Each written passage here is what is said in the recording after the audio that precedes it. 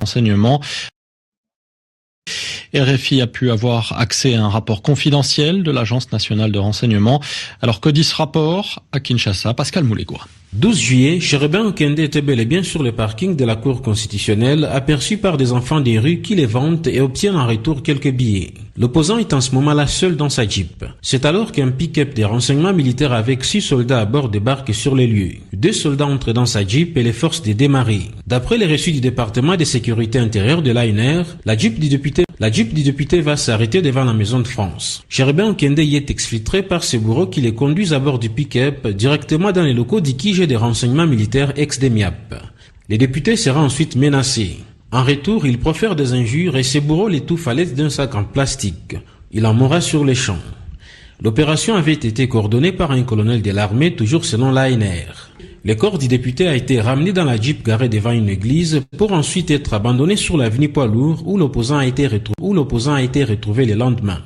Avant de l'abandonner à bord de la Jeep, 2 balles lui ont été logées dans le corps. Pascal Moulégois, Kinshasa, RFI. À la RDC où l'on avance.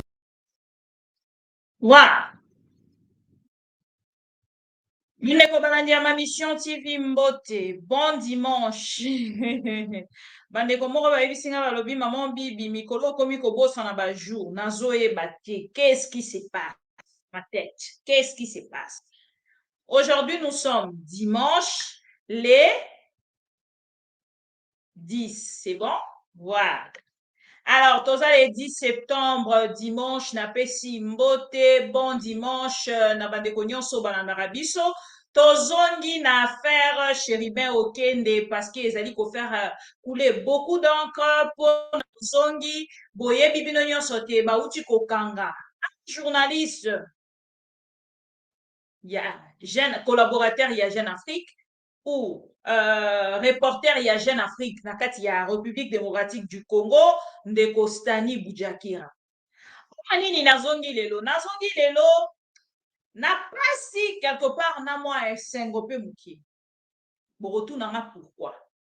Bokoyeba yango tout au long ya émission na biso. Eloko liboso to sala to like vidéo.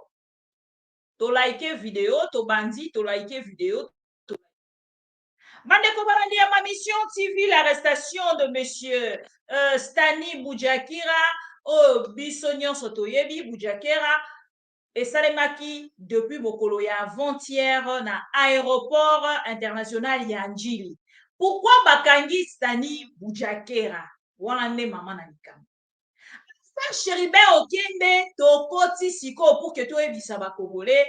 Tango toyebisaki bino ke Félix Tshisekedi ayebi likambo. Moto moko talingaki kontinela biso.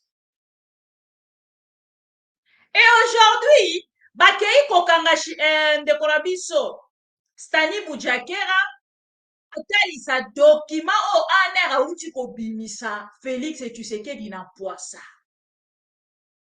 On arrête même un journaliste à propos ya document wana balobi il faut lakisa source na ye. Mais ça m'étonne. République démocratique du Congo, la justice, l'appareil judiciaire est bébé complètement. Bandekolanga bokoyeba ke ensemble na bino l'ANR a outi ko publier biso motaka.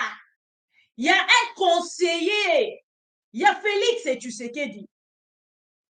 Bandeko bozolanga document na motaka ya conseiller privé, il y a chef de l'État.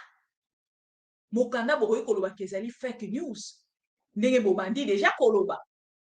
Ndenge machine ya UDPS ekei déjà na kabiosha na yango pour koluka ko démentir document o ezali réel. Ezali même na kati ya ANR. Mais na part na bango balingi babanda kobimisa yango ke ezali document à lokuta, ezali mensonge, bakosi, tout ça pour dédouaner Félix Tshisekedi. Nyonso na bakoluka toujours bakende na ko sauver moto moko bande ensemble na bino. Donc otalisa bakongolo nyonso balandaka biso de. Mais j'ai vraiment une grande douleur au-dedans de moi. Oui, j'ai une douleur. Je vais l'exprimer à travers cette émission et que ça l'a quand même bien. Bandeko, nini ezali ko sala complexe na niveau à ba congolais. C'est malheureux pour nous, Congolais. À travers cette émission, na diffusé les bino un témoin. Oya ya lobi makambo. Oye lekaki mokolo ndeko Chéribin okende bakangaki. Si on avait vraiment une justice, il y a solo moto ya sali témoignage wana aza awa na Congo. Moto ya lobi aza na Congo. Bibi Kapinga au Congo. Borosa nini? Il allait appeler l'émission, interpeller la journaliste ou demander les coordonnées de la personne qui a témoigné. Bandeko basala yango te. Tokolanda na bino. Bokotalisanga différence entre oyo RFI elobi na entre oyo témoin ya Bibi Kapinga lobi. Et bokoyebisanga pourquoi choisir l'RFI et non Bibi Kapinga? J'ai très mal. Toyaka na émission, toyaka na ba plateau oyo, toyaka pona kosala une aventure te. Toyaka pona kopesa vérité na makambo biso toyebi. Même si je n'aime pas Félix Tshisekedi, je ne l'aime, je n'aime pas Félix Tshisekedi, non parce qu'il est le mari de Denise, non. Je ne le déteste pas. Je n'aime pas sa façon de faire les choses en tant que président de la République. Oh, apesi bisous. Bande konanga. Na même stade wana. Basaka Félix Tshisekedi. Dollar kita dollar kita. Akiti sa yango. S'il donne avec facilité ce que les Congolais demandent, oh, ça dit sentiment interne de lui et sa femme. Public en plus. Et il y a des Congolais qui acclament. Beta! C'est quoi ça, cette histoire? Moke koki nango kokita, mais pas jusqu'à ce point, bande kolanga. C'est regrettable de savoir des choses comme ça. Donc, bon, bando beta maboko pour la bisou, Félix, on peut sa moi sinaye. Quand il fait dans sa chambre, bon, ça la ramana pour la repé sa kobeta maboko. Et, dans maboko ça la makambo alolengi wana, bozo kene ko provoquer ma sujet mosusu. C'est juste de vous dire que vous êtes dans la fornication. En public. Il faut d'abord commencer par respecter Oezali Nibe Kwanzambe. Kobalana. Et ce qui bobalani, na moment on a des ko banda koya ko la biso en public, na nzambe pas ko sepela parce que nzambe wana ayebi ke bobalana, mais votre conscience vous reproche de quelque chose. Quand vous faites toutes ces choses-là en public, c'est parce que votre conscience vous reproche que vous n'êtes pas marié. Que si vous êtes marié, tout le monde se précipiter de faire des choses en public pour que non. Vous avez un doute entre vous, les attitudes que vous faites là en public. Parce que deux parents qui se respectent ne s'embrassent pas devant les enfants. Pour le respect de leurs enfants. Le respect de leurs parents, c'est quelque chose de très privé. Ils font semblant de se faire bisous. Mais quand vous voulez le faire en public pour distraire le Congolais, aujourd'hui, tous les Congolais sont dans la distraction. Vous voulez continuer dans cette distraction pour que le Congolais aille la caca capondi. Aujourd'hui, nous parlons de l'insécurité. Il est à stade de martyr. On est quoi pré-match, malgré leurs bisous, et qu'il y a qui sécuriser le peuple congolais, qui vont mater. Parce que on prend service, mais t'as là l'olenge koulou ne bunda mi na kati stade de martyr. Bakobombe la biso nombre de nombre ya baka et salemi kuna. Il y a bateau nombre de personnes agressées. Bakobombe la biso ango. Surtout ceux qui allaient si grave. Ben, ici maintenant, tous qui ont un témoignage, il y a RFI, tous ont un sujet na biso, parce que ceux qui ont dit là, na maramba Félix, tu sais qu'ils m'ont tout passé.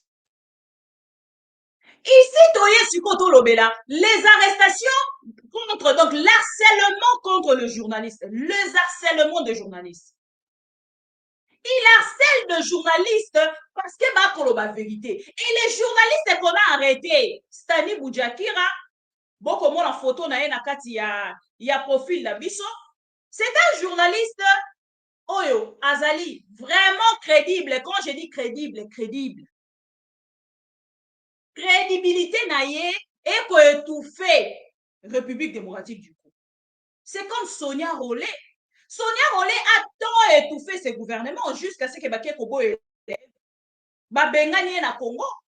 L'hôpital Kabila a saraki ango baloba kini. Kabila za dictateur, journaliste wana, azosala musala na malamu. Aujourd'hui, Stani Boudiaker a commis ma. Hier, il était avec vous dans l'opposition. Arrivé au pouvoir, bakenda kotia kombo na ye na kati ya liste ya ba journaliste à présidence pour bazwa mbongo. Le monsieur a refusé totalement. Stani a refusé de prendre cet argent. D'être sur la liste des journalistes corrompus de Félix Tshisekedi, le roi Barachel Kitita, oh lelo, elle n'a plus rien à publier. À comment qu'on publie qu'à vie à Félix Namonsinai. De la famille Tshisekedi, la mona souka. C'est ce que Rachel fait aujourd'hui. Madame, vous faites la honte de la presse congolaise. Parce que hier, Bobane Kotali s'est dit que vous êtes des journalistes professionnels. Il fallait continuer jusqu'à la fin.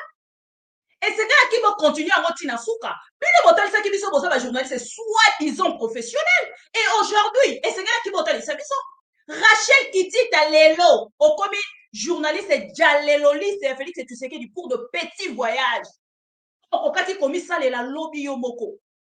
Pour ton respect, ta personnalité. Une femme en plus. Et je vois aussi l'un de journalistes, Passion Moulegua. Ne plairait pas parce qu'on a arrêté votre journaliste. Il y a quand la carte, il y a poche, il y a Félix et Tshisekedi. Aujourd'hui, place Félix et Tshisekedi à Kendaka. Vous êtes avec Félix et Tshisekedi. Comme monsieur Perron Louara, que je salue à passant, les prophètes de la République démocratique du Congo, Télémaki Pouka a alerté les journalistes. Ces messieurs, quand ils allaient là-bas en ville libidinale, à quoi faire souffrir biso. Lolenge atrakenga, bandekonanga, tokozonga na makambo tozaki ko décrire. Nani atelemaki pour qu'à défendre Perro Louara? Qui est venu à la télé pour défendre Perro? Baloba Perro a exagéré. Perro a dépassé des limites. Il ne pourrait pas dire ça. Il pourrait tout faire sauf ça. Maintenant, pourquoi Perro a parlé de ça? Quand votre président s'affiche en public, on a reçu la partie, fais ça bisous, bisous. Azu a fait ses bisous. Un président comme ça. Non, Bandeko Nanga. Non, donc, mais pas jusqu'à ce point. Je suis désolé. Donc, qui dit ça, mais pas jusqu'à ce point. Lelo na lali na loti, batinda linga plainte, na maman Denise. Bon, je prends pas ça vraiment en considération, mais bandoto abongo ezaka bandoto moko boy wana eza ya bato ba olobela kombo na dans le mal. Moi, ça ne me choque pas. Je sais que mon combat ou mon objectif actuel est un objectif que ce président puisse partir. Les Congolais nyonso baza déterminés. Lobi akanisaki ntongo mosusu na kati ya stade de Martyr, bato nyonso bakozala wana ntongo mosusu bakomi koyemba ata deuxième mandat na ye. Faci Wumela azwi yango te. Botala stade de Martyr mobimba lobi. Déjà félicitations. Na bandeko na biso ya Léopard bosali musala makasi lobi nzamba sunga biso tokende nango tina suka. Parce que ceux qui tobi totala gouvernement oyo, ils aiment l'ambiance. Ndenge na moni Peter tout akoyemba na Redi Amisi esika akoyemba na Redi Amisi aluki Jean-Pierre Bemate. Aluki Patrick Muyaya te. Azoyemba koleka même na Patrick Muyaya na Redi Amisi. Mais soki ezalaki kosala oyo ezali compte rendu yaka carnage euti kosalema na Goma On a comme Jean-Pierre Bemba souffler. Il cherche des souffleurs quand il s'agit de choses sérieuses. On a comme Luka souffleur. Et awa sikoyo, tant on a quoi bisabino, Félix Tshisekedi a se sentir exposé na kati ya dossier chez River Okende. Bande kolanga. Pourquoi le procès à bateau babomi? Tout de suite, bakekanga moi 6 boucs émissaires, babandi procès. Depuis bakanga chauffeur, na garde du corps, yandeko Chéribert Okende, te mokolo ya lelo procès non ibanda. Si on était dans un pays sérieux, il y a état de droit, ndenge Congo elingaka koloba, toza soi-disant na kati état de droit, mbele na momo to koloba. Monsieur le procureur général, après la cour de cassation, nesi bakanga ye. Na flagrance même. Parce qu'il y a quelque chose dans l'Iwa et de Chéribert Okende. Na moment toko melesi bakanga mokonzi ya aner, mokonzi ya demiap, soki penza sérieux ezalaki na kati ya lika. Et document euti ko fuite et bimisi Félix Tshisekedi na gouvernement na ye mobimba ba assassin amateur toko commenter sur yango. Mais avant de commenter sur yango, bon landana no reportage ya RFI. Et bon tozonga. Avoir accès à un rapport confidentiel de l'Agence nationale de renseignement. Alors que dit ce rapport à Kinshasa? Pascal Moulegua. 12 juillet, Chérubin Okende était bel et bien sur le parking de la Cour constitutionnelle, aperçu par des enfants des rues qui les vendent et obtiennent en retour quelques billets. L'opposant est en ce moment-là seul dans sa Jeep. C'est alors qu'un pick-up des renseignements militaires avec 6 soldats à bord débarque sur les lieux. 2 soldats entrent dans sa Jeep et les forces de démarrer. D'après les reçus du département de sécurité intérieure de l'ANR, la Jeep du député va s'arrêter devant la Maison de France. Chérubin Okende y est exfiltré par ses bourreaux qui les conduisent à bord du pick-up directement dans les locaux d'IKIG des renseignements militaires ex-DEMIAP. Les députés sera ensuite menacés. En retour, il profère des injures et ses bourreaux l'étouffent à l'aide d'un sac en plastique. Il en mourra sur les champs. L'opération avait été coordonnée par un colonel de l'armée, toujours selon l'ANR. Le corps du député a été ramené dans la Jeep garée devant une église pour ensuite être abandonné sur l'avenue Poids-Lourd où l'opposant a été retrouvé le lendemain. Avant de l'abandonner à bord de la Jeep, 2 balles lui ont été logées dans le corps. Pascal Moulegua, Kinshasa, RFI. À la RDC où l'on avance. Voilà. Mwana Bolandi, témoignage, il y a radio RFI.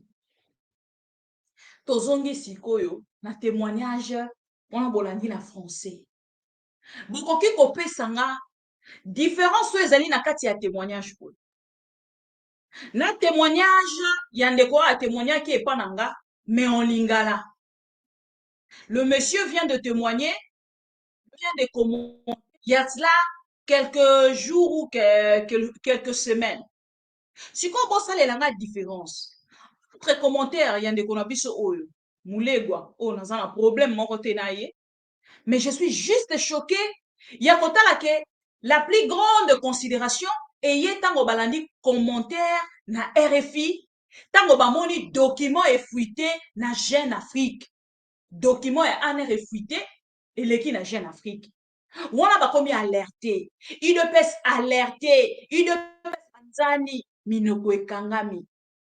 Pindi soki pindi akangi monoko. Bango nyonso bakangi minoko. Basoko kalisu kolubate. Et awa sikoyo sinage zanini. Tout ce qu'on a commenté ici en français, c'est passé sur ma mission TV. Mais en lingala.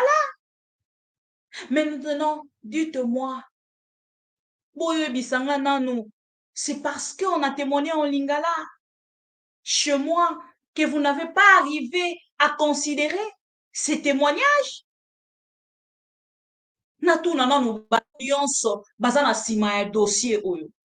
Bato oyo nyonso bokolandela dossier oyo na liso lokolanga. Vous n'avez pas considéré ces témoignages. Merci beaucoup Nandeko Pero Louara. Parce que le même jour où il est qui dans ma mission, Monsieur Pero Louara, Azui, il a commenté. Parce qu'il y a une considération ni et il a diffusé le monsieur. Et d'autres personnes, les talibans et les djalelolistes, ils ont préféré commentaires, bêtises à mon nom, insulter même mes parents parce que je fais passer, pas moi, mais un témoin de l'événement. On me traite de tout pour ces témoignages. Mais RFI a sali commentaire naïe sur ma information oye azui avant dina kimia. Motomoko a fingi ete. Oya bango soki olobi vérité oza muto akatumbi. Soki olobi vérité oza muto akabila. Soki olobi vérité oza muto afayulu. Soki olobi vérité oza muto yebo. Mais soki olobi likambo pour na Félix Tshisekedi. Ah, on a balobi oza professionnel. Je ne condamne pas beaucoup de journalistes aujourd'hui. Parce que oh bazo ça les a juste balingi bazana kimia. Je me rappelle encore de Konabiso Rachel une fois. On dit ce que l'union zalana kimia na mboka. Il faut soutenir pouvoir en place. Elle disait ça à quelqu'un. Engana yoka. Ce que l'union zalana kimia na mboka, il faut qu'on soutenir pouvoir en place. Donc il y a qu'on soutenir de pouvoir en pouvoir. À côté qu'à la condamner l'oko ekoleka na mboka. Et c'est grave et regrettable. Dans la vie, il faut oser, il faut assumer. Moi, j'assume tout ce que je dis. Les gens m'appellent. Maman Bibi, vous êtes jeune. Oui, moi aussi, je n'aime pas Félix, mais des choses que vous dites, tout ça, bande konanga, sommes tous congolais. Et puis, nous sommes censés à koleka lobi. Mototika la zate. Congo wana etika la pona bana na biso lobi. Si aujourd'hui nous parlons de Kipanvita, si nous parlons de Lumumba, nous parlons de gens au baleka. Donc, lobi toki kolobi la paix, ba kombo mususu par rapport à oyo ekosali. Soki bakangi moto pona exercice à mosala na ye, au moins, boyebi bino nyonso ke non alobaka, yango bakangi ekozala te ke bakangi nga lokola ndeko Vital Kamerhe, ekozala te ke bakangi nga lokola ndeko Willy Bakonga, lokola Eteni Longondo. Mais ces gens-là sont libres. Pourquoi? Parce qu'ils ont signé un document dire que bakoya ko soutenir Félix Tshisekedi ceux qui babimi prison ba mona mabe ba mona malamu etali bangote. Et ba journaliste oh balobi ba ko soutenir Félix était même mosala na bango peuple congolais bango bato bazali na kinya. Je vais vous mettre maintenant ces témoignages. Quand j'écoute ces témoignages, j'ai des larmes aux yeux. De savoir qu'ils ont fait ça à Chéribert Okende. Chéribert Okende, te mokolo lelo na solo ba avant kufa, abandaki koloba. Qu'est-ce qu'il disait? Aujourd'hui, Nathalie Sakibino, à travers une photo, moi, on en a un moi aussi, Azui, Aske Kotia poudre même sur la photo de son papa, parce qu'il n'est plus. Papa na bango tanga zaï kokufa zaï kolobani. Papa zaï kolobani tanga zaï kokufa. Les enfants se posent aussi cette question. Sa femme, a kotuna pe motuna wana.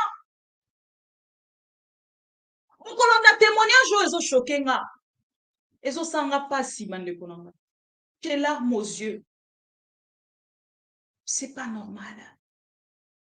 Faire ça à une personne, même si vous avez un problème, non, pas jusqu'à ce point.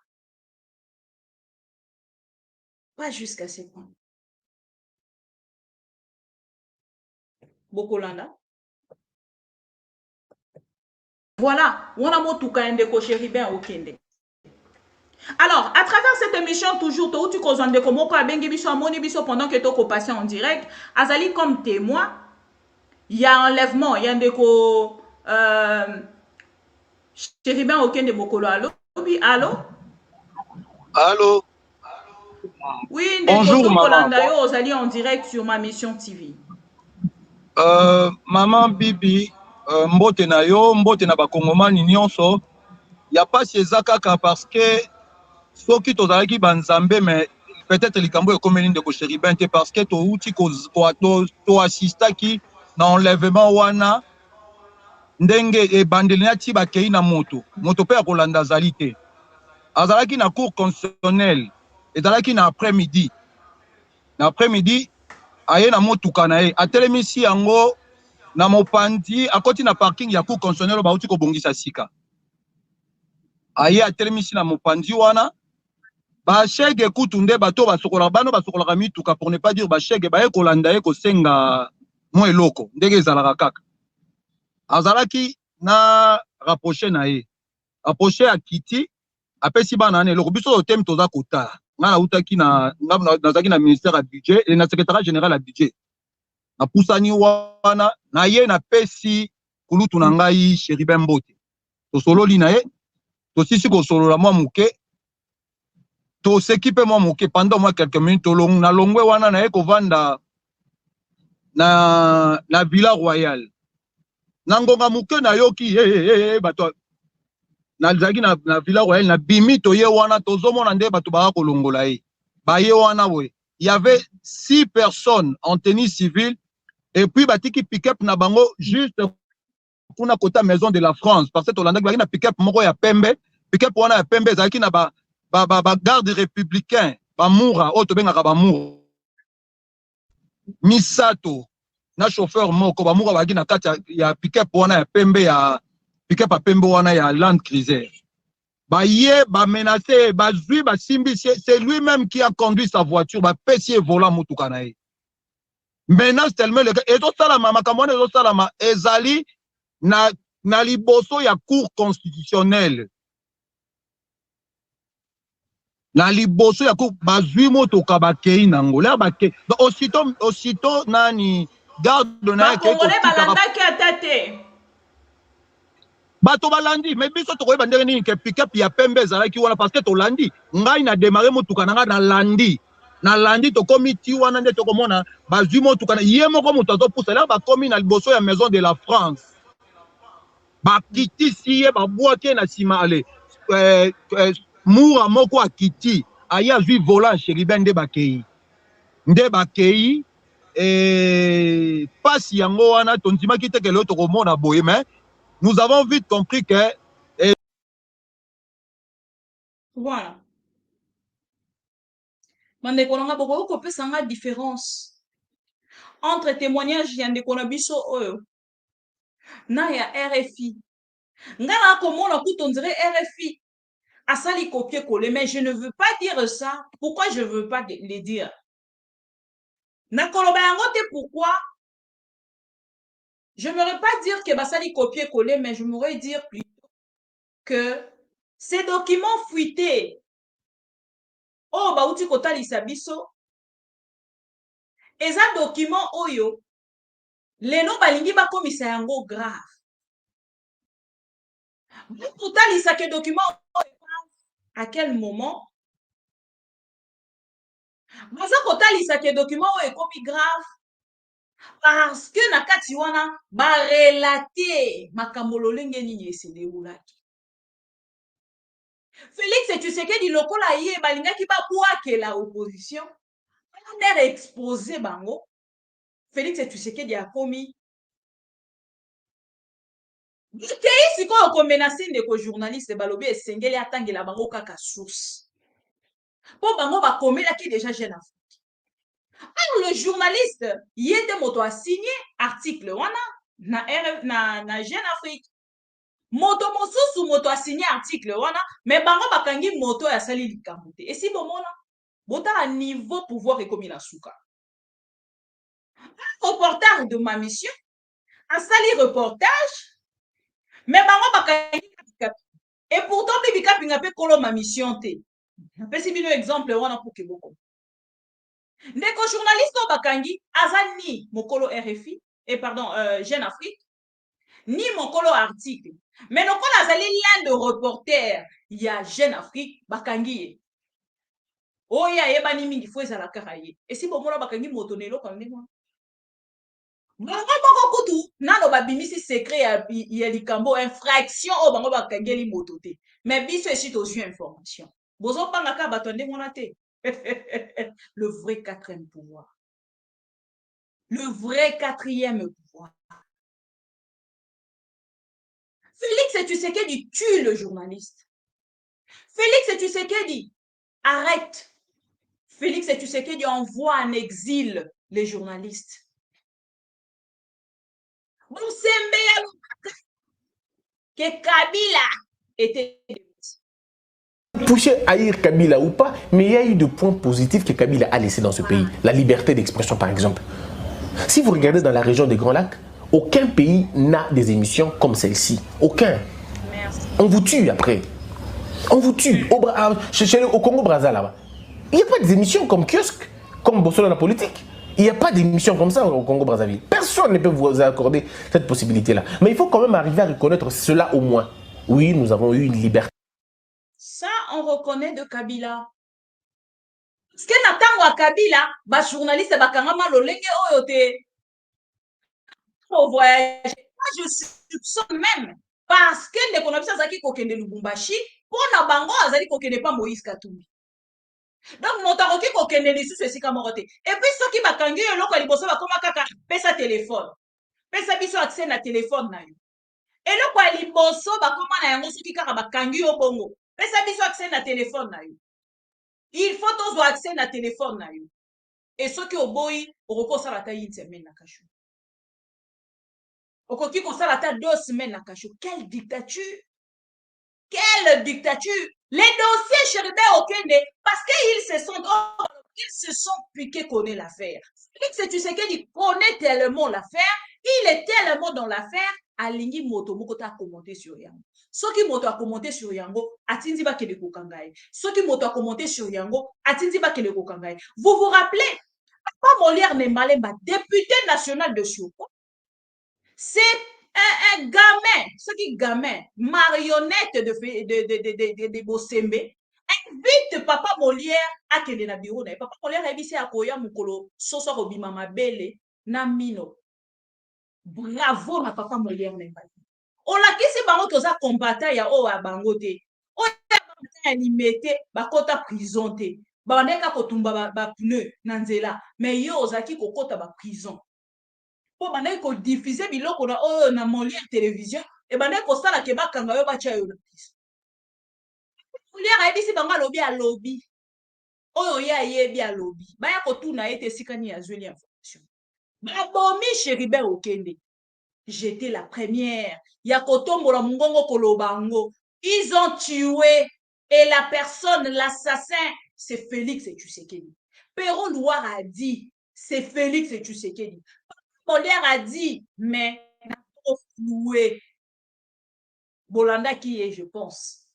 La version flouée, il a dénoncé aussi la mort. Parce que yebi moto yo yebi, babomi eto likambe komelie. Ce que lobby vérité te. Orokoma lokwa moto moko za na charge na moto. Orokoma lokwa moto moko za na eloko moko en fait likolo na yo. Il faut kitisango pour que ozala bien. Ce que okitisi yango te okoyoka bien te. C'est ce qui se passe. Et c'est ce qui s'est passé aussi avec Papa Molière. Et c'est là qui a bémi sa charge aux Akinaires. Pour bémi sa charge, on a ayoki moté me kiti. Bolanda, Papa Molière, l'olenga exposa kabango, commenter des copéros Loire. Biloko ekobima eza continue na kobima. Bakamata, bokamati, bobomi moto dans ces circonstances. Et bokamata bolobi non, eza président de la République ne atini bato. Bato na ye? Non, qui a incompétence. Babomiye. Babomiye ndenge nini? Na ndenge pe nga na yoke, ça n'engage que moi. Et je parle. Pardon? Nazo okoma. Babomiye na ndenge nini? Balevaki Okende. Bakei babeti. Babeti deko beta asali arrêt cardiaque. Voilà. Je parle encore conditionnel, ne me demandez pas. Où est-ce que j'ai eu l'information? Journaliste ne devrait jamais se Azape nandege ke ya ndeko nangai. Babeti soki ke relâchaki soki didi. Balobi azaki pe convalescent hein, autaki pe na kobela. Bon, nzoto na ba aisho bando kendo wana babeta ki ndeko boma. Wana babomi o sasko yo babolole wana makila moto tele kamati etamboli. To sala ndenge nini. Et comme qui esikali ne ya okende ko bwaka e bembe pe ba maquiller. Yo mon bakamati moto bakotse na mutuka bakangie ceinture kitoko. Moi sina lebita la taka ceinture. tozali awa mingi tolataka baceinture te nde bakamati bakendokanga te ceinture mabele eza komonana mabele ya moto oyo babendaki bokamata saske oyo nakinga bwa boke obwa scénario ya yo chef à sécurité ne dis pas que c'est le président et que je ne veux pas le défendre mais je dis que c'est tellement aberrant après si fait vers ali boboma allez bino pe bokamati bokoba moto na moi pe bobendi ye le lendemain boke obwaka ye bolatisi ye dani ceinture côté balistique tokotala bale ekotelaki wapi wana ekamata ye kenokanga kobeta ye makila eza mpe mingi te moto aza na position ya kobanda makila eza mpe mingi te donc scénario ya bozoba et voilà pourquoi nalobi kaka etai ngai eza basupputation basupposition omoni ke bato baza kopakola président na biso président na ngai c'est mon droit na poni balinga kopakola ye mafuta ou potopoto babomi ye na baservice nde ebomi chérubin oyo ekomisa sikoyo makambo ya kobanga comment est-ce que tokobimisa likambo oyo na miso ya bato oyo baza kotala indice Mama Paulette indice ya liwa ya chérubin que ce sont des ploucs de barbouze mingi batanga te nde omoni dernièrement président de la République aye kolongola chef ya service. Donc ezali lié na liwa ya okende changement wana. Je ne veux pas trop m'impliquer d'un côté il y a passion la paix bendeko de l'autre côté naza mutu. Voilà. On a bimisa ke lo moko même ici accentué qui sur yangote. Que liwa ya okende ezali ba pose au Félix et tu sais qu'il y a précipita qui kokende ya ndeko Hervé Mbelu. Ndeko Hervé Mbelu balongoli ye. Mandeko nanga. Tokei ensemble na bino. Kolanda ba commentaire à bato nyonso. Babomi moto na motuka. Même un bébé de 3 mois. Akoki ko commenter sur liwa ya okende. Babomi soi-disant na motuka. Tokozela même pas ba enquêteur. Parce que beaucoup de luka ba enquêteur ba ya po bolalisa dossier ndenge ndeko okende bolalisi dossier na. Babomi soi-disant na motuka makila na kati ya motuka ezate. Babomi soi-disant na motuka peinture na yo balatisa ki eza na makila te. Makila ekiti likolo na yango te. Bande kozozela nani ya ko expliquer yo ya. Babomi na kati ya motuka makila na volant ezate. Même ata maboko ya mutu ata azokufa misala ata boye maboko makile ezate okende agangaki nini mokolo akufaki bino bato bobomaki okende boyokaki makambo alobaki avant boboma ye boyokaki makambo azaki koganga pendant que boza ko menacer ye bino bato botikali na testament ya okende ekolanda bino à vie. Il vous avez qu'il avait des enfants, qu'il avait une femme. Vous n'avez pas vu sa famille. Vous n'avez pas vu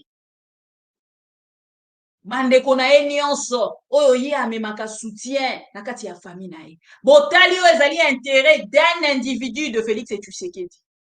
Et vous avez tué Okende. Acceptez, assumez. Le problème avec vous, les deux PS, vous n'assumez pas. Aujourd'hui, vous arrêtez un journaliste. Et un journaliste n'a pas total c'est balobi document wana est fuité oh ezali y a aner et c'est un faux document.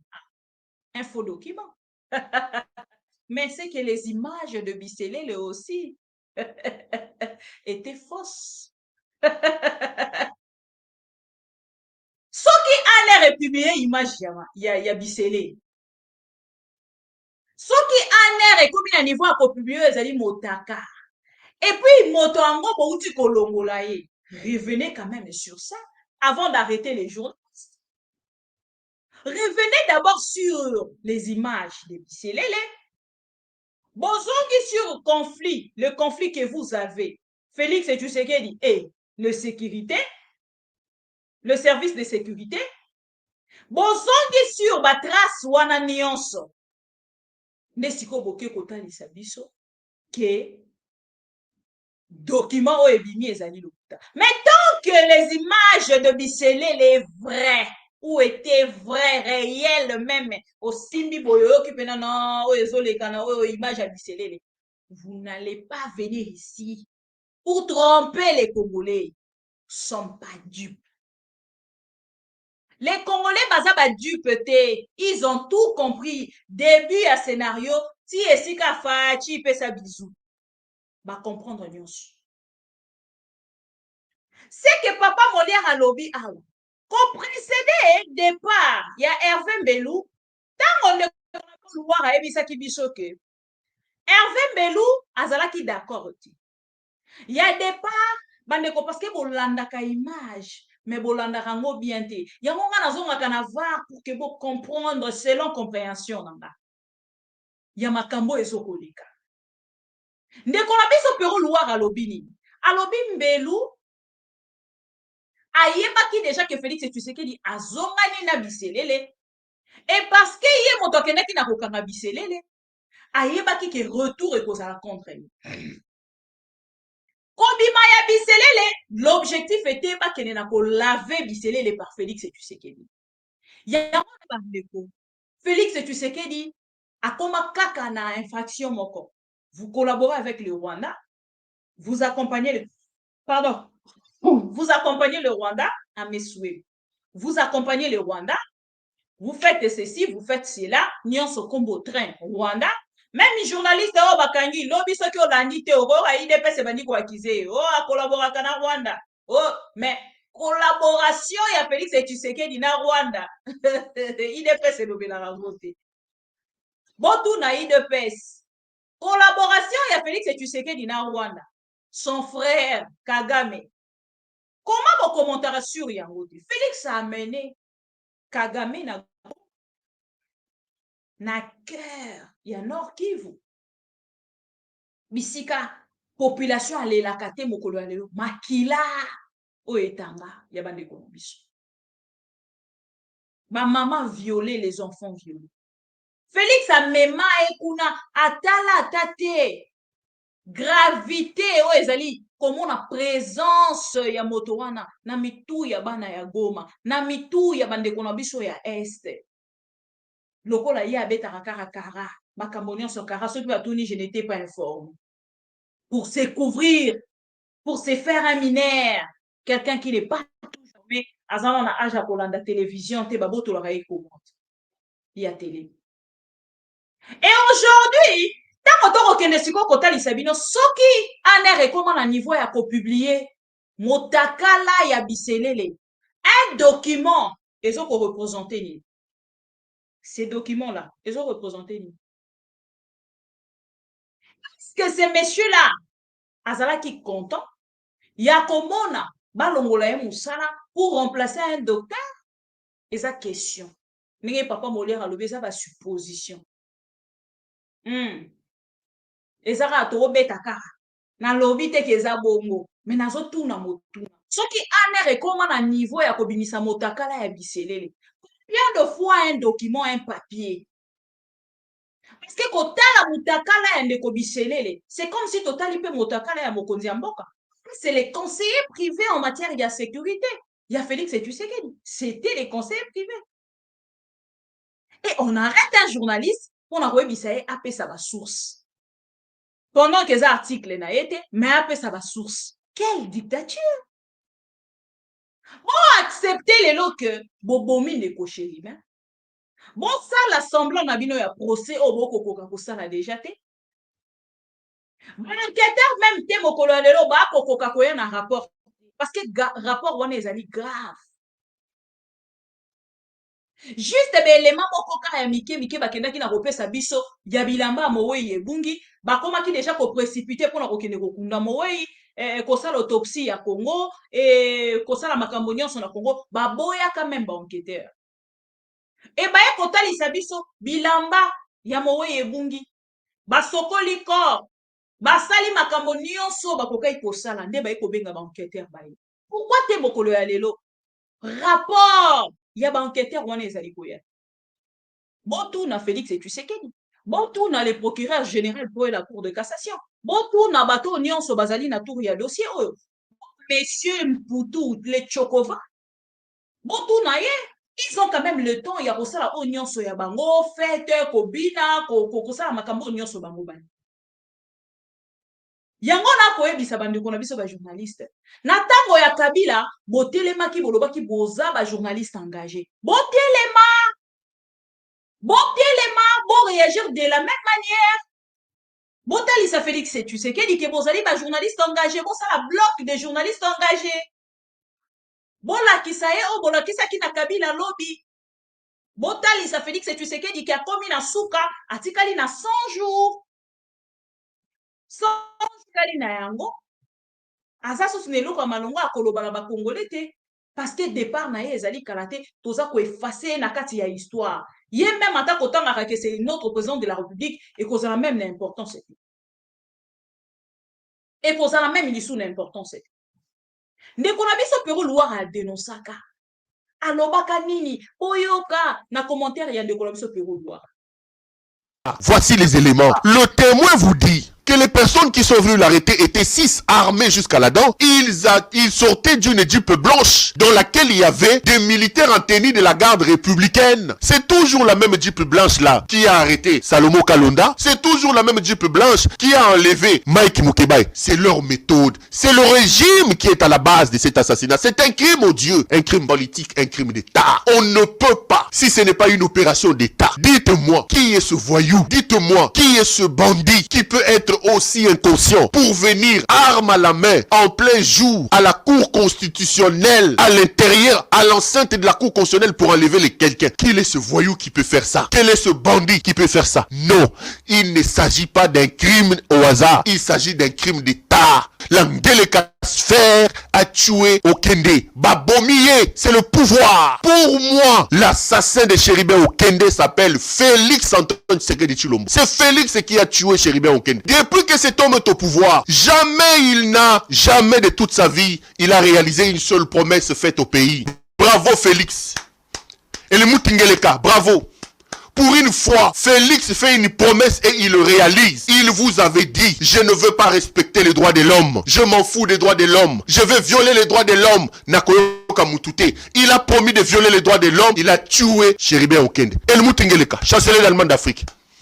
Il vient de réaliser sa promesse en tuant Chéribin. C'est Félix qui a ordonné l'assassinat de Chéribin Okende. L'assassin, c'est Félix. S'il y a un responsable, son nom c'est Félix Antoine Tshisekedi Tshilombo. Félix Tshisekedi a dit de Kabila qu'il a tué Thérèse Kapangala. Il a dit de Kabila que celui qui a tué Rossi Mukendi, il a tué Armatungulu. Il a dit de Kabila qu'il a tué Chebeya, qu'il a tué Bazana. C'est Félix qui a dit ça. Tous les morts de cette époque-là portaient le chapeau de Kabila. Le responsable de cette mort s'appelle Félix Tshisekedi. L'assassin, c'est lui. Autant il a porté tous les disparus, tous les morts, autant à son époque, il a fait porter ça à feu à Joseph Kabila, autant aujourd'hui, je le tiens individuel, personnellement, je le tiens responsable. Il a tué Okende. L'objectif est simple. Premier objectif, c'est d'insuffler la peur. Le message est simple. Je suis un dictateur. Il vous a dit qu'il ne va pas respecter les droits de l'homme. Il vous a dit que le droit de l'homme, violé ou pas, est colobélé le côté.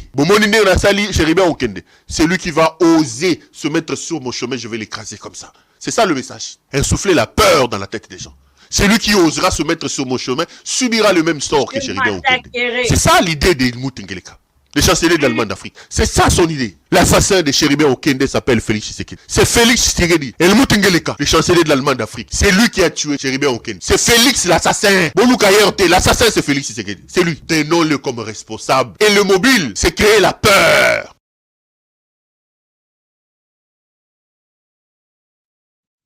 Voilà. Et na ngambo na bango sikoyo balingaka basambisa chauffeur basambisa garde du corps mais lokola garde du corps ndeko na biso Peter Tchani akendaki déjà na kozwa ye na témoignage oyo bakomi perdu makambo nyonso ndeko na biso Pero Loire aloba à travers cette vidéo moto moko tandimaka bato nyonso bazokanzaka parce que bango balingaka Félix ete non mais ndeko nanga toyebi kotanga signe à temps moto ye moko atelemi alobi je m'attaquerai. Droit de l'homme ekolobela nge eloko te. Nyonso ekolobela nge eloko te. Je m'en fous de tout le monde. Mais moto alobi ndeko wana. Si force na service ya sécurité basala nyonso balingi bavure nini nyonso bokosala bosala nga moto nalobi. C'est lui qui a donné l'ordre. Na ba arrestation nyonso ezali kosalema lelo.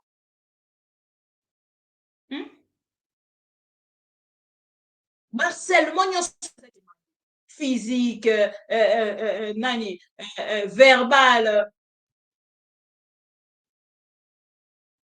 Nyonso wana.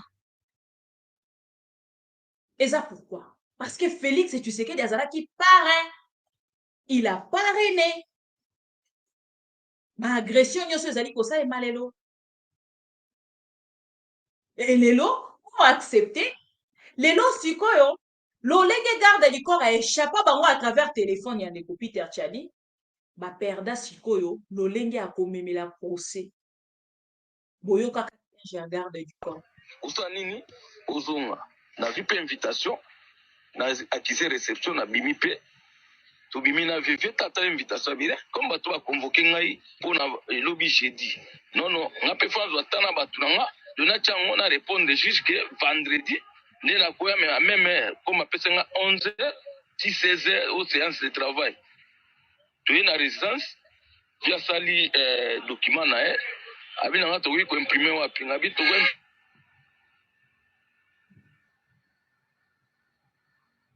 moi connexion ebebaka mokolo yango botenye nga rigueur te alors nazo ba bien te oui ndati na chauffeur atini chauffeur na résidence na ya Ipen atiki la père na ye logo moko kuna neto bimiso mimbale to kompe na batitela to imprimer document to ye na cour constitutionnel via ticket na parking a signé après signer document wana cour constitutionnel na sa kiti na mati na cour constitutionnel na mati na sala ki 10 minutes ndeko ba signaler kaka document na bima na parking via zate na tuni ba policier ono kara ngweto bimaka bo malembe kara to bima malembe na bandi ko benga vie bandana bande ko benga ndeko na ngai tililo ba policier balobi tomona kika ezokende boyoka bien ba policier balobi bamona kika ezokende malembe bolanda témoignage ya ndeko na biso wana alobi nini ba forcer ndeko na biso a démarrer mutuka banda kokende ndeko na biso a démarrer mutuka ekokende malembe ba kolongola mutuka malembe na cadre ya neti moto ba ko négocier na moto elelo ba kolinga koya koluka ba raison basalaki bakendaki bazongaki vous avez tué okende assumez que vous avez tué monsieur okende assumez Félix ya chérubin famille pe ezali kosenga bopesa bango corps na bango bakunda parce que procès oyo ba comprendre déjà nyonso ba garder oyo ya bango souvenir na moto ya pouvoir ya Félix Tshisekedi. C'est comme la famille de Yani, c'est comme la famille de Kaimbi ba garder déjà oyo ya bango souvenir na moto oyo etikali etali bisu bango te avançant bolanda bien témoignage tant mosu bolanda kango bien na tuni ba policier ono kara ngweto bimaka bo malembe kara to bima malembe na bandi ko benga vie bandana bande ko benga ndeko na ngai tililo via téléphone ezo sonner mais via zo ma téléphone ndena ko benga CG bolenge tengi na iko informer comme ngamu na kina uzo document nazana nana document invitation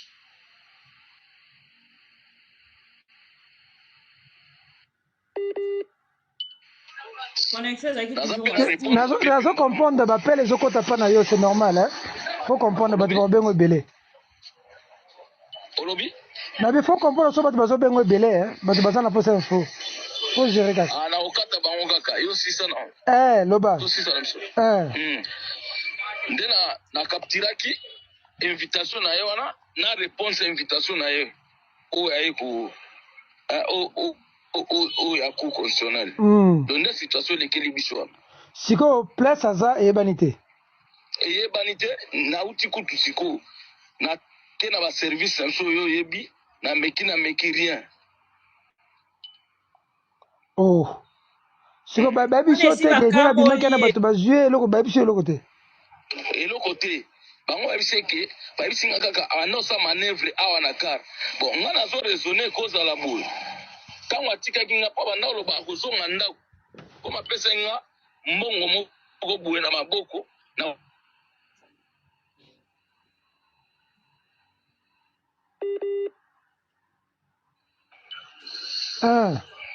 il faut ezala via sundolaki nga mpo amata pale nga nalanda ye nde bato wana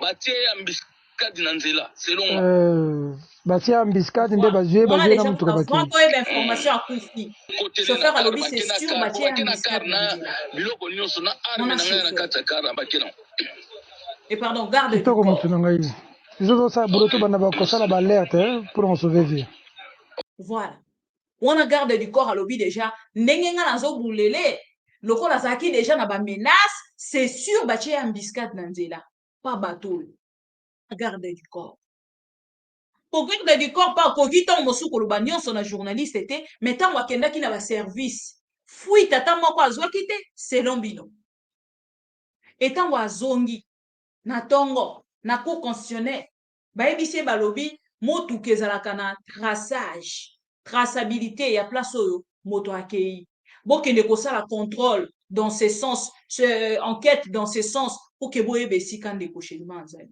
bayebisa ye balobi yo moko kende kosala mais ntango baye kopesa bango information moto akufi balingi bachanger oh non nous devons arrêter les mensonges soki bato mibale bokanga mpona liwa ya sherima okende bayebaka likambo mbele lelo deja procès ebanda ke procès te mokolo ya lelo ebandaka te bokotalisa biso ke bozali bayanke bokotalisa biso ke bino esi bokomi peuple congolais pesa à comprendre et ce peuple congolais là akotika likambo oyo te akogardaka yango na moto ti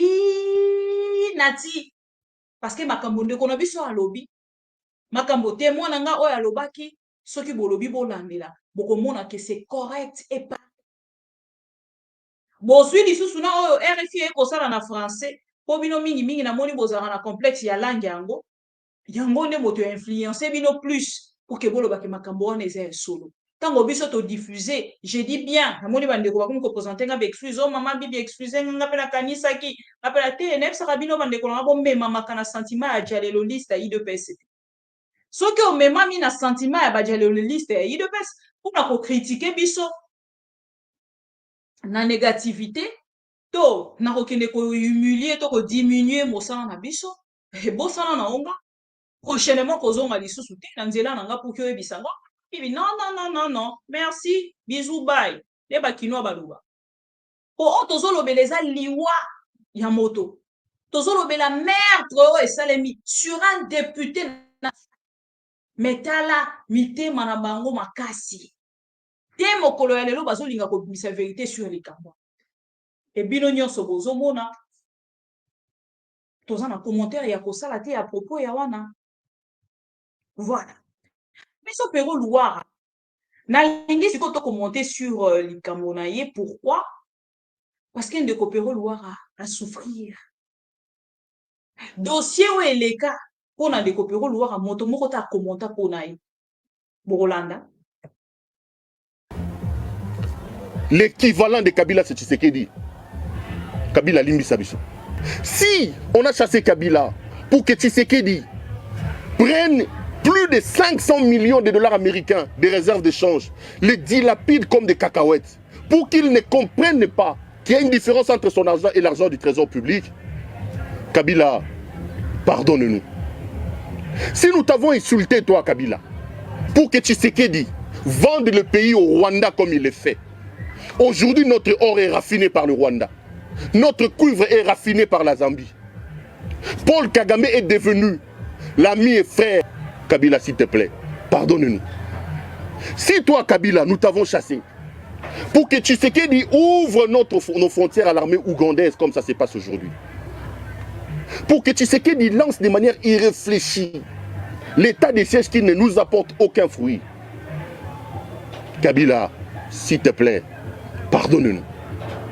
Si nous t'avons chassé, toi, Kabila, pour que Tshisekedi, Félix, vide l'Europe de tous les couleurs, des man, des féman, des frappeurs. Il vient, il leur donne des grandes fonctions ici. Ils font perdre à la République ses lettres de noblesse. Kabila, pardonne-nous.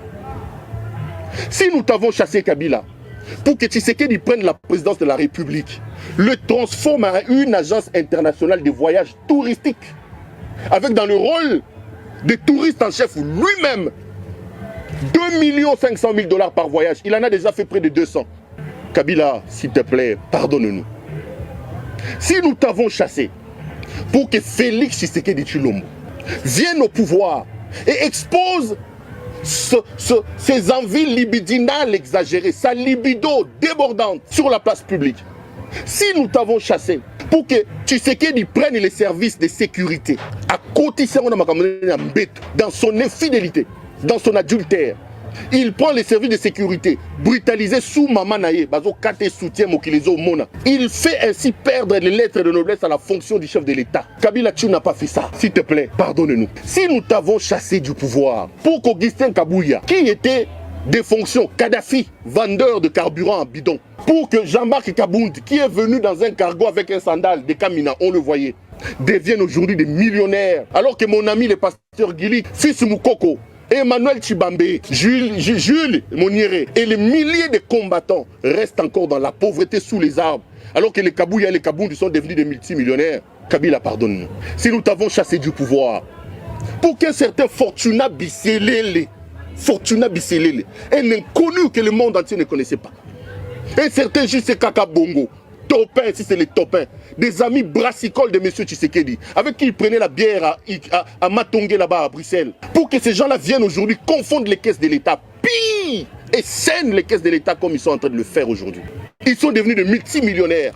Ils donnent des ordres à nos magistrats, à nos juges, alors que des gens qui se sont battus comme Jacques-Mé Chabani, comme Zachary Nkenda, comme Tshilumbu, comme Tshilumbai, ces gens ont donné de leur sang, de leur sueur, gazés.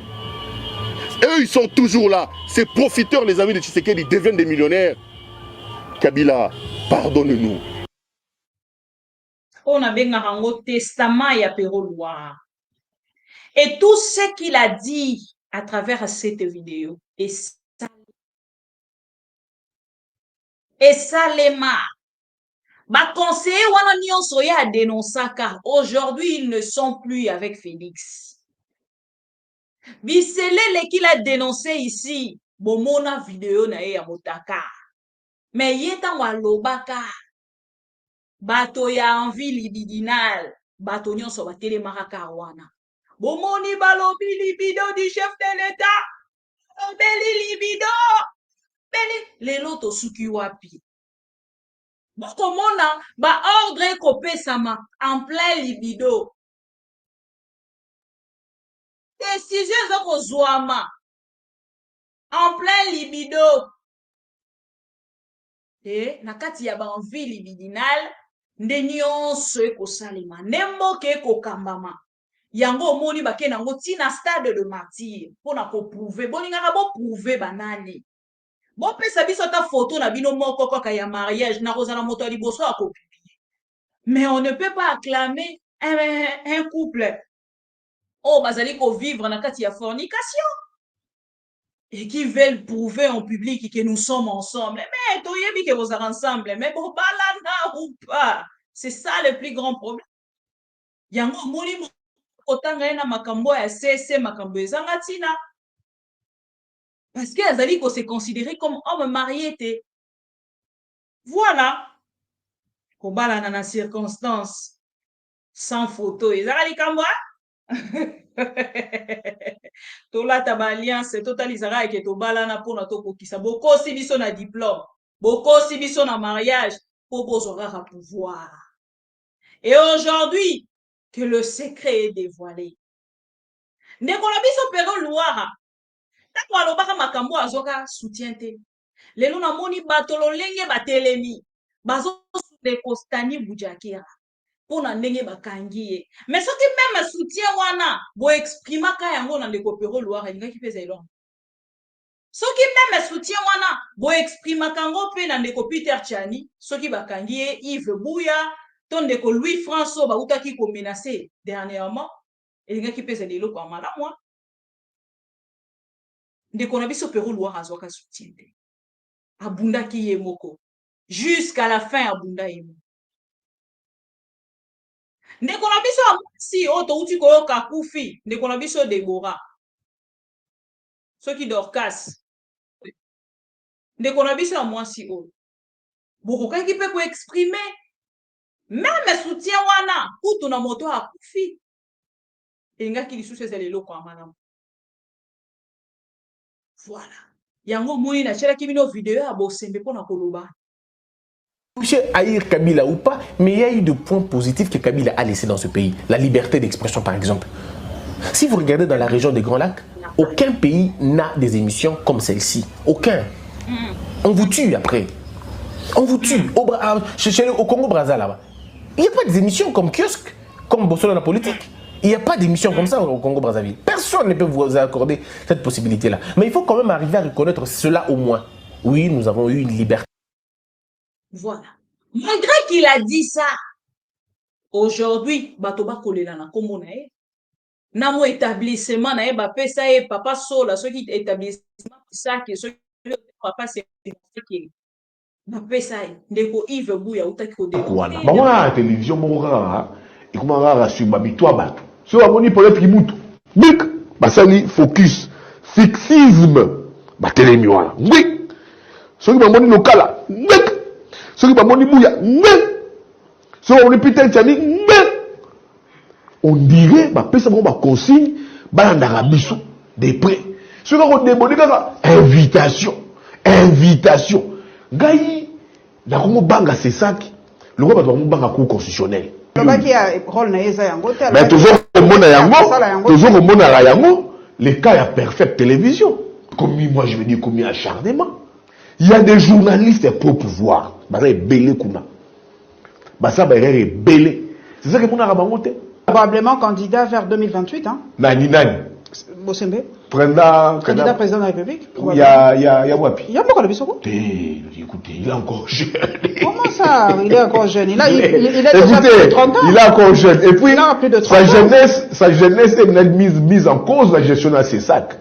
Déjà, on te donne une petite machine comme les sacs comme ça. Il est jeune. Kabila a été président à 29 ans. Mais écoutez, moi, écoutez, Kabila n'a jamais géré. Kabila est maman de ma botte, il a été armé, mais Bossé il y a une gestion qui pose déjà problème. Président, c'est ça. Il a déjà une gestion déjà, je te dis, catégorisée. Il est partisan. Je pleure quand son Chilunde. Gaï dans la bouca quand son Chilunde, Gaï Bouya. Et moi, j'ai regretté comment est-ce que ton copta, Gabi Kuba, bis de Gabi Kuba, Moutou imposé sur Gabi Kuba, ils ont vieux Boukaka son Chilunde. Je comprends que les leaders sur le Gabi Kuba, il voilà. Alors, bandeko na ngai ya ma mission TV tokomi na suka na yaki pour que Nathalie Sabino IDPS bazali ko banga IDPS bazangi kimia na likambo etali Chéribin Okende parce que maboko na bango ezali na makila.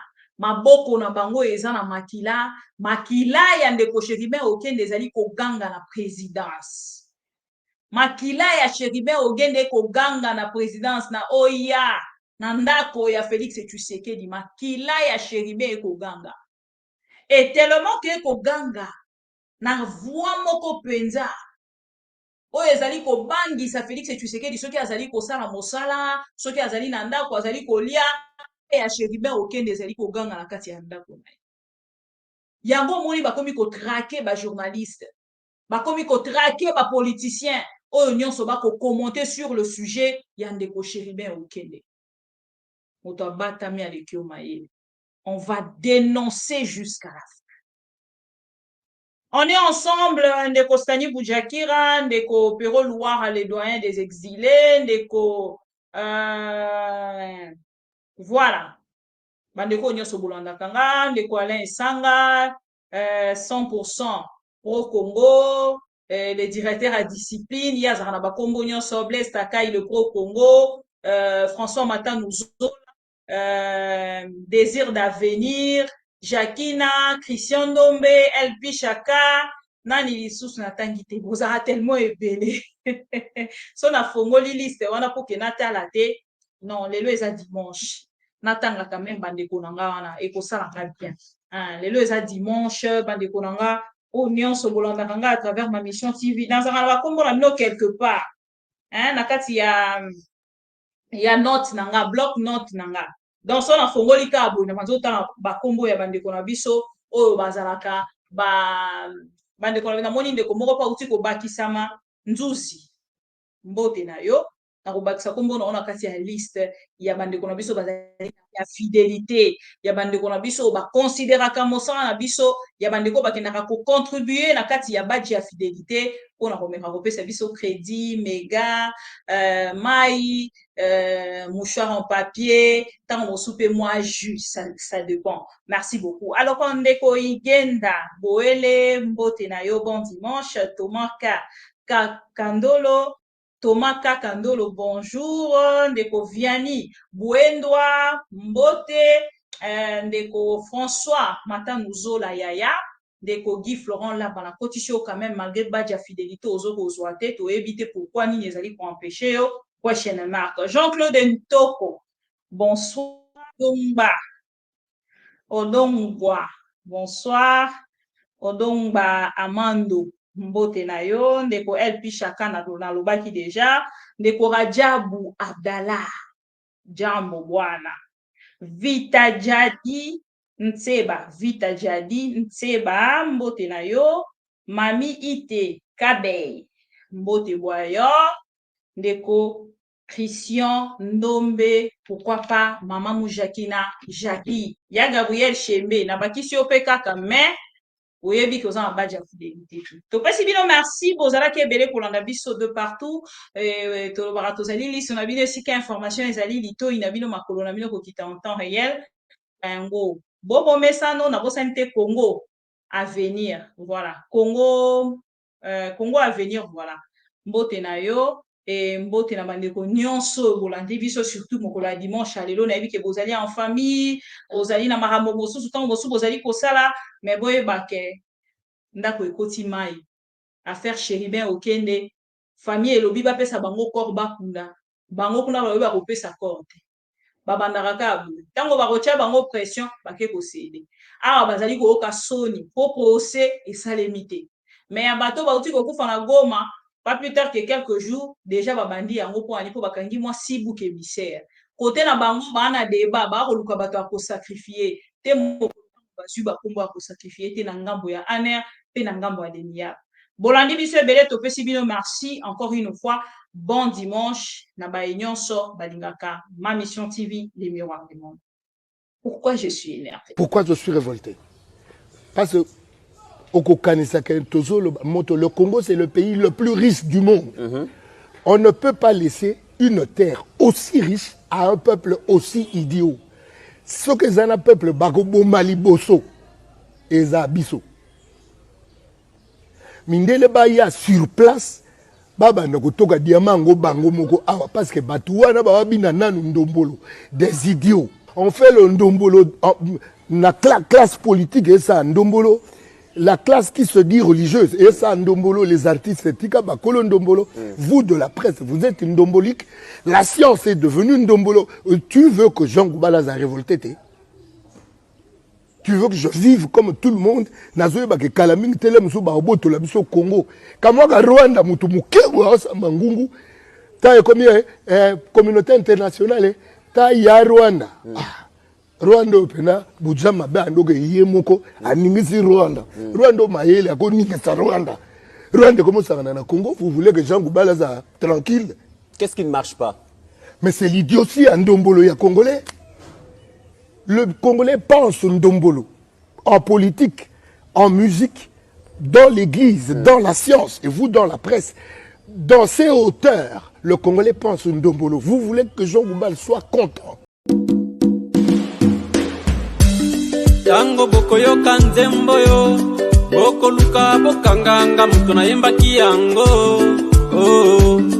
Mekoluka barebele bazokata batumi toujours nuit bozokoka te. Gouvernement de merde, très nul. C'est moi, Moïse Nzanzu Makasi. Peuple congolais, soyons unis. Ennemi aza na porte na biso, encore azali na mawate. Soki tomi bateli teo, gouvernement kosunga biso teo. Bazoki pe mawana biso teo. Tokoma na Beni Adef Nalu bazoboma batu neti basoso. Eske gouvernement bozangi force ya kobundisa bango? Tokoma na Bunia bakodeko bazokatakata batu jour et nuit. Eske général Eluboyo zomona to zomona teo?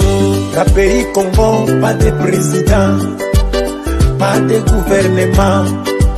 Ce sont des voyous, ce sont des imbéciles. Balingi kakaloku mutango population zombo mamana miso na bango. Quelle sorte de gouvernement? Peuple congolais, disons la vérité. Ongande général Kostandima, ongande major Kabila. Na kuzanga soni bozo tourne na bakarke basoda batonde libino nzoto mobimba. Mais peuple bazo kufa, population bazo kufa jour et nuit. Bozo zanga kosunga bango, orke bango nde bale isaka bino. Mbongo na biso nde futaka bino. Mais bozo kipeni soteo, tozo kufa neti basoso. Bozo mi benga les gardes civils. Nous sommes des gens fatigués. Quelle sorte de gouvernement qui se quede? Voilà yosa présidente, yosa parti vide. La pays Congo, pas de président, pas de gouvernement. Ce sont des voyous, ce sont des imbéciles. Balingi kakaloku mutango population zombo mamana miso na bango. Quelle sorte de gouvernement? Peuple congolais, disons la vérité. Au moins ata olomobutu tunajua lulikuwaka dictateur, mais tulikuwaka na amani. Oh, uliko ichi chi president chivoyu chinavala maveste kila siku, china voyage kuomba bamisaada. Or que Congo c'était pays riche, tuko na kufa sawa manyama. Eske munakosa nguvu ya kumaliza marebelio ama muko na